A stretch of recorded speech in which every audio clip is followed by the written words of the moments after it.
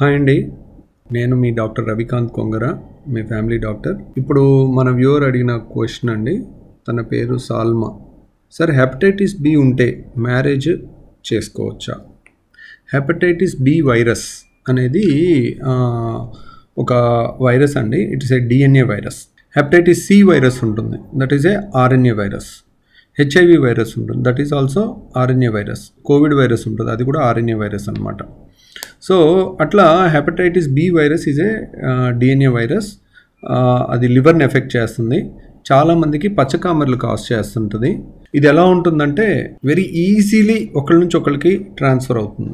అది ఏ విధంగా ట్రాన్స్ఫర్ అవుతుంది అంటే, మనకి ఆ పేషెంట్ యొక్క బ్లడ్తో కనుక కాంటాక్ట్ ఉంటే 1,00,000 వంతు అంటే ఒక డ్రాప్లో 100 వంతు ఆర్ 1000 వంతు మన మీద బ్లడ్తో కాంటాక్ట్ వచ్చిన, అంటే మనం సపోజ్ షేవింగ్ చేసుకున్నాము, షేవింగ్ చేసుకున్న దగ్గర సన్న సన్న కట్స్ ఉంటాయి. ఆ కట్స్ మీద వాళ్ళ బ్లడ్ కానీ సీరం కానీ ఒక డ్రాప్లో 1000 వంతు పడినా కానీ మనకు వచ్చేసే అవకాశం ఉంటుంది. ఈజీలీ కమ్యూనికబుల్ అనమాట. యాక్చువల్గా టెక్స్ట్ బుక్స్లో చూసినట్లయితే 10% of the health care professionals are hepatitis B positive అంటారు. 10% ఆఫ్ హెల్త్ కేర్ ప్రొఫెషనల్స్లో హెపటైటిస్ బి వచ్చే అవకాశం ఉంటుందని. అంటే నర్సింగ్ స్టాఫ్ కానీ, డాక్టర్స్ కానీ, ఎనీ హెల్త్ కేర్ ప్రొఫెషనల్స్ అంటే పేషెంట్ని హ్యాండిల్ చేసే వాళ్ళందరిలో 10%లో హెపటైటిస్ బి పాజిటివ్ ఉంటుంది. ఎందుకంటే పేషెంట్స్తో బ్లడ్ కాంటాక్ట్ ఉంటుంది కాబట్టి. అంత ఈజీలీ కమ్యూనికబుల్ అనమాట. సో మా ప్రొఫెసర్స్లో 2 ఉండింది. వాళ్ళలో ఒక్క ఆయనకి మాత్రం దానివల్ల లివర్ డ్యామేజ్ అయ్యి లివర్ క్యాన్సర్ వరకు వెళ్ళింది. హెపటైటిస్ బి వల్ల ఏమొస్తుంది అంటే, ఇప్పుడు సపోజ్ హెపటైటిస్ బి 100 మందికి వచ్చింది అనుకోండి. 100 మందికి వస్తే దాంట్లో 99%కి అది ఒక ఇన్ఫెక్షన్ లాగా వచ్చి, ఇప్పుడు జలుబు దగ్గు వస్తే, జ్వరం, ఒళ్ళు నొప్పులు ఎలా వస్తాయో అలా వచ్చి, పచ్చకామెర్లు కూడా వచ్చి తగ్గిపోతుంది. మన బాడీయే 95 to 99% కంట్రోల్ చేసేస్తుంది ఆ వైరస్ని. తర్వాత ఇంకా దానివల్ల పెద్ద ప్రాబ్లమ్ ఫ్యూచర్లో ఏమి రాదు ఆ 95% పర్సన్స్కి. మిగిలిన 100 మందిలో ఒకళ్ళకి లివర్ డ్యామేజ్ అవుతుంది. అంటే ఎప్పుడు డ్యామేజ్ అవుతుంది? ఈరోజు హెపటైటిస్ బి వస్తే 10-15 ఏళ్ల తర్వాత లివర్ డ్యామేజ్ అయ్యి సిరోసిస్ అయ్యే అవకాశం ఉంటుంది. కాబట్టి హెపటైటిస్ బి వచ్చిన వాళ్ళందరూ భయపడిపోక్కర్లేదు, బెంబెలెత్తిపోక్కర్లేదు. సో దానికి తీసుకోవాల్సిన జాగ్రత్తలు తీసుకుంటే అదే ప్రాబ్లం ఉండదన్నమాట. కాబట్టి హెపటైటిస్ బి వైరస్ అనేది దానికి తీసుకోవాల్సిన ట్యాబ్లెట్స్ కానీ, ట్యాబ్లెట్స్ కూడా ఉన్నాయి దానికి, మంచి ట్యాబ్లెట్స్. కాబట్టి ఇప్పుడు మీరు న్యాచురల్ కోర్స్ అంటే ఈ జబ్బు వస్తే ఎలా ఉంటుంది అనేది మీకు తెలిసి ఉంటే మీకు భయం ఉండదు అనమాట. ఫర్ ఎగ్జాంపుల్, ఇప్పుడు కోవిడ్ వచ్చింది అనుకోండి. 100 మందికి కోవిడ్ వచ్చింది, జలుబు వచ్చింది, దగ్గు వచ్చింది. దాంట్లో 20 మందికి స్మెల్ పోయింది, 30 మందికి టేస్ట్ పోయింది. తర్వాత కొంతమందికి ఊపిరితిత్తులు ఎఫెక్ట్ అయ్యి, ఒక 100 మందిలో 20 మందికి విపరీతంగా ఊపిరితిత్తులు ఎఫెక్ట్ అయ్యి ఆయాసం వచ్చింది. ఆయాసం వచ్చిన వాళ్ళలో 100కి 90 మంది బయటపడిపోయారు. ఒకళ్ళిద్దరూ వెంటిలేటర్ దాకా వెళ్ళి ప్రాణం పోయింది అని ఎలా అయితే చెప్పగలుగుతామో, అలాగే హెపటైటిస్ బి వైరస్లో కూడా 95 to 99% మన బాడీయే దాన్ని కంట్రోల్ చేసేస్తుంది. వాళ్ళకి ఇంకా ఫ్యూచర్లో దానివల్ల పెద్ద ఎక్కువ ఇబ్బంది ఏం కలగదు. కానీ 100లో ఒకళ్ళ నుంచి 3 వరకు లివర్ డ్యామేజ్ అయ్యే అవకాశం ఉంటుంది. అది 10-15 ఏళ్ల తర్వాత అవుతుంది. ఇంకొక 1000లో ఒకళ్ళకి అలాగా లివర్ క్యాన్సర్ కింద కూడా వచ్చే అవకాశం ఉంటుంది. అది కూడా 15, 20, 30 ఏళ్ల తర్వాత.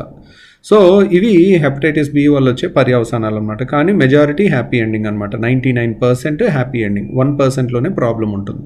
సో కాబట్టి మీరు హెపటైటిస్ బి ఉందని కంగారు పడిపోకర్లా. తర్వాత హెపటైటిస్ బి ఉన్నవాళ్ళు, ఇప్పుడు మనకి ఈ వ్యూవర్ సాల్మా గారు అడిగిన క్వశ్చన్ ఏంటంటే, హెపటైటిస్ బి ఉంటే మ్యారేజ్ చేసుకోవచ్చా? మ్యారేజ్ చేసే ముందు యాక్చువల్గానండి హెపటైటిస్ బి వైరస్ అనేది వైఫ్ నుంచి హస్బెండ్కి కానీ, హస్బెండ్ నుంచి వైఫ్కి కానీ వచ్చే అవకాశం ఉంటుంది. కాబట్టి వైఫే కాదు, ఫ్యామిలీ మెంబర్స్ అందరికి కూడా, సపోజ్ ఈరోజు మీరు మీ ఫ్యామిలీలో మీకు అనుకోకుండా బ్లడ్ టెస్ట్ చేస్తే హెపటైటిస్ బి వైరస్ పాజిటివ్ వచ్చిందంటే ఇంట్లో అందరూ ఇమ్మీడియట్గా వ్యాక్సిన్ వేయించుకోవాలి. సో ఒకప్పుడు ఏంటంటే అందరికీ యూనివర్సల్ వ్యాక్సినేషన్లో హెపటైటిస్ బి వైరస్ లేదు. ఇప్పుడు వచ్చిన పిల్లలందరికీ, ఈ మధ్యకాలంలో పుట్టిన పిల్లలందరికీ గత 10 ఏళ్లుగా పుట్టినప్పుడే హెపటైటిస్ బి వ్యాక్సిన్ వేసేస్తున్నారు, అంటే ఫస్ట్ 1 ఇయర్లోనే. కాబట్టి ఇప్పుడు వచ్చే పిల్లలందరికీ హెపటైటిస్ బి వైరస్ రాకుండా వాళ్ళు ఇమ్యునైజ్ చేసేస్తున్నారు. అదే ఒకప్పుడు అలా ఉండేది కాదు. కాబట్టి ఆల్మోస్ట్ ఒక 20-30 ఇయర్స్ బ్యాక్ ఈ సిచ్యువేషన్ లేదు కాబట్టి ఇప్పుడు ఎవరికైనా హెపటైటిస్ వైరస్ చేస్తే పాజిటివ్ వస్తే కనుక వాళ్ళ ఇంట్లో వాళ్ళు ఆల్రెడీ వ్యాక్సిన్ వేసుకోకపోయినట్టయితే కనుక అందరికీ వ్యాక్సిన్ వేసుకోవాలి. ఒకళ్ళకి హెపటైటిస్ బి ఉంది, వాళ్ళు పెళ్లి చేసుకోవాలనుకుంటున్నారు, వాళ్ళ స్పౌస్కి ఇమ్మీడియట్గా పెళ్ళికి ముందే వ్యాక్సిన్ వేయించేసేయాలి. ఎందుకంటే నీకు హెపటైటిస్ బి ఉంది కాబట్టి రేపొద్దున మ్యారేజ్ తర్వాత నీ నుంచి తనకు వచ్చే అవకాశం ఉంటుంది కాబట్టి వైఫ్కి కానీ హస్బెండ్కి కానీ ముందే హెపటైటిస్ వ్యాక్సిన్ వేయించుకోవాలి.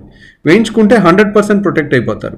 హెపటైటిస్ వ్యాక్సిన్ ప్రొటెక్షన్ రావడానికి ఎంత, ఈరోజు ఒక డోస్ వేస్తారు, తర్వాత 1 మంత్ తర్వాత 3 మంత్స్ తర్వాత అట్లా దాని ఫిక్స్డ్ డోసెస్ ఉంటాయి. అంటే మీకు ఒక 2-3 మంత్స్లో ఫుల్ ఇమ్యూనిటీ వచ్చేస్తుంది. సో కాబట్టి అంత సింపుల్ దాన్ని నెగ్లెక్ట్ చేసుకుంటే రేపొద్దున మీ ఫ్యామిలీయే ఇబ్బందుల్లో పడుద్ది. మీకున్న హెపటైటిస్ బి పొరపాటున వాళ్ళకి వచ్చిందనుకోండి, సో అల్టిమేట్గా డ్యామేజ్ అయ్యేది మీ ఫ్యామిలీయే కదా. సో రేపొద్దున మ్యారేజ్ చేసుకోబోతున్నారు కదా, కాబట్టి మీరు మ్యారేజ్ హ్యాపీగా చేసుకోవచ్చు. ఎందుకంటే 1% రిస్కే కాబట్టి లాంగ్ టర్మ్ ఈరోజు హెపటైటిస్ బి వచ్చిన వాళ్ళకి ఫ్యూచర్లో వచ్చే ప్రాబ్లమ్స్ ఎంత అంటే 100లో 1కే కాబట్టి దాని గురించి మీరేం కంగారు పడకుండా చేసుకోవచ్చు. కాకపోతే పార్ట్నర్కి ఖచ్చితంగా వ్యాక్సినేషన్ అవ్వాలి, బిఫోర్ మ్యారేజే అవ్వాలి. సో అదొక రూల్ కింద పెట్టుకుంటే మీ ఫ్యామిలీయే సేవ్ అవుతుందన్నమాట. అది ఇప్పుడు చెప్పకుండా తర్వాత చెప్దాంలే అని చెప్పి తర్వాత చేయిద్దాం అని చెప్పడం కూడా కరెక్ట్ కాదనమాట. సో అదొకటి గుర్తుపెట్టుకోండి. అది హెపటైటిస్ బి అయినా అంతే. హెపటైటిస్ సి వైరస్కి వ్యాక్సిన్ లేదు, హెపటైటిస్ బి వైరస్కి వ్యాక్సిన్ ఉంది, హెపటైటిస్ సికి లేదు. సో ప్లస్ కాకపోతే ఇప్పుడు ఏంటంటే ఒకప్పుడులా లేవండి. హెపటైటిస్ బి వైరస్కి హెపటైటిస్ సి వైరస్కి చాలా మంచి డ్రగ్స్ వచ్చినాయి. హెపటైటిస్ సి వైరస్ అయితే కొత్తగా వచ్చిన డ్రగ్స్ రీసెంట్గా చాలా అద్భుతంగా పనిచేస్తున్నాయి. అవి కంప్లీట్గా ఆల్మోస్ట్ క్యూర్ అయిపోతుంది. హెపటైటిస్ బి వైరస్ కూడా చాలా మంచి మందులు వచ్చినాయి. దాంతో కూడా ఇప్పుడు హెపటైటిస్ బి వైరస్ ఉంది, మనకి టెస్ట్లో పాజిటివ్ అని వచ్చింది. దాంట్లో వైరస్ కాపీలు ఎన్ని ఉన్నాయనేది కూడా టెస్ట్ చేసుకోవచ్చు అనమాట. ఎన్ని వైరస్లు ఉన్నాయి అంటే 1 ml బ్లడ్లో ఎన్ని లక్షల వైరస్లు ఉన్నాయి, ఎన్ని కోట్ల వైరస్లు ఉన్నాయని. అది ట్రీట్మెంట్ ముందు చేస్తారు, తర్వాత దానికి కావాల్సిన ట్యాబ్లెట్స్ కొన్ని ఇస్తారు. అవి ఇచ్చిన తర్వాత కూడా ఆ వైరస్ కాపీలు ఎంత తగ్గిపోయినాయి అని కూడా చూసుకుంటారు అనమాట. సో అలా చూసుకోవచ్చు. హెపటైటిస్ సి వైరస్ కూడా అద్భుతంగా క్యూర్ అయిపోతుంది ఇప్పుడున్న పరిస్థితుల్లో. హెపటైటిస్ సి గురించి అయితే ఇంకా ఎక్కువ వరి అవ్వక్కర్లేదు. సో ఇది ఒక హెపటైటిస్ బి వైరస్ కానీ హెపటైటిస్ వైరస్ గురించి మీరు తెలుసుకోవాల్సినవి. హెపటైటిస్లో 5 వైరస్లు ఉంటాయండి. A virus, B virus, C virus and E virus అని కూడా ఉంటుంది. ఈ వైరస్ అనేది, ఏ వైరస్ అనేది మామూలుగా బయట కలుషితమైన వానాకాలం తాగితే ఇది ఎలా, ఈ B virus hepatitis C virus blood ద్వారా వస్తుందని చెప్పాం కదా. A virus E virus blood ద్వారా రాదండి. ఏ వైరస్ ఈ వైరస్ దేనివల్ల వస్తుంది, అది ఫీకో ఓరల్ రూట్ అంటారు. అంటే మన కలరా లాగా, మన మంచినీళ్ళు కనుక విరోచనంతో ఎక్కడో చోట డ్రైనేజు మంచినీళ్ళు పైపులు కలిసిపోతే మన భారతదేశంలో ఇది సర్వసాధారణంగా జరిగేది కదా. అందరికీ కలుషితమైన నీరు తాగితే అంటే మోషన్తో కంటామినేట్ అయితే ఆ మోషన్ ద్వారా ఇది వస్తుంది ఒకళ్ళ నుంచి ఒకళ్ళకి. అంటే టైఫాయిడ్ కూడా అలాగే వస్తుంది, కలరా కూడా అలాగే వస్తుంది. ఈ ఫీకో ఓరల్ కంటామినేషన్ అంటారు. విరోచనాలు ఇలాంటి అలా కంప్లైంట్స్ ఉండి పచ్చకామెరలు కూడా ఉంటుంది వాళ్ళకి. హెపటైటిస్ ఏ వైరస్ డేంజరస్ కాదండి, ఒకసారి జాండీస్ వచ్చి తగ్గిపోతుంది. హెపటైటిస్ ఈ వైరస్ కూడా డేంజరస్ కాదు, వచ్చి తగ్గిపోతుంది. కాకపోతే హెపటైటిస్ ఈ వైరస్ అనేది ప్రెగ్నెన్సీలో చాలా డేంజరస్. ప్రెగ్నెంట్ లేడీస్కి కనుక హెపటైటిస్ ఈ వైరస్ వస్తే వాళ్ళకి చాలా డేంజర్ ఉంటుందన్నమాట. ఇంకా వేరే విధంగా మామూలు మనుషులకైతే ఎవరికి కూడా దానివల్ల డేంజర్ ఉండదు. సో తెలుసుకున్నాం కదా ఇప్పుడు హెపటైటిస్ గురించి. Okay, thank you very much and bye.